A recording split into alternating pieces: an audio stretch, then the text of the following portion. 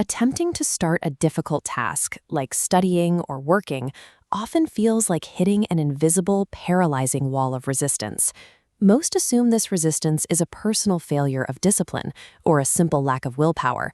Human psychology proves that this self-blame is a misunderstanding of how the brain actually works. Your brain is not inherently lazy. Its reward centers are simply drowning in cheap, instant gratification. Viewing focus as a biological mechanism, rather than a moral struggle, is the only way to effectively solve chronic unmotivation.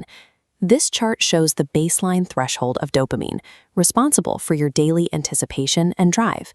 In a typical morning, checking notifications immediately upon waking up triggers a massive artificial spike. The brain interprets this surge as an extreme reward for zero physical effort. Experiencing maximum reward for minimum effort conditions the brain to reject normal, slow-paced activities. This conditioning creates an invisible standard for stimulation that ordinary daily tasks cannot meet. A morning routine of cheap digital stimulation changes the brain's effort-to-reward calculation for the remainder of the day. When the digital stimulation is removed and the initial spike clears, the dopamine baseline plunges deep below its normal level. This shaded area is the motivation deficit, the crash zone where your drive hits its lowest point. Attempting to pivot from this biological deficit into a high-effort task, like deep work or exercise, feels incredibly jarring. In this state, difficult work feels agonizingly boring and nearly impossible to execute. The task itself hasn't changed, but it cannot compete with the effortless reward loop the brain just experienced. Your lack of motivation for hard work is a rational biological response to a broken chemical environment.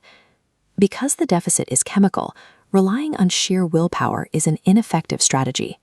You must use the 48-hour reset rule, a structural plan to manually increase environmental friction for low-effort rewards. Start by physically removing your smartphone and placing it in an entirely different room during your work hours. Next, install blockers for infinite scroll websites on your browser to cut off the supply of cheap dopamine. You must also allow your brain to experience brief intervals of absolute boredom to starve these stimulation loops. As you remove the constant flood of cheap stimulation, the dopamine baseline naturally heals and returns to its healthy equilibrium. Motivation returns organically once the artificial friction is removed and the brain's focus loops begin to heal.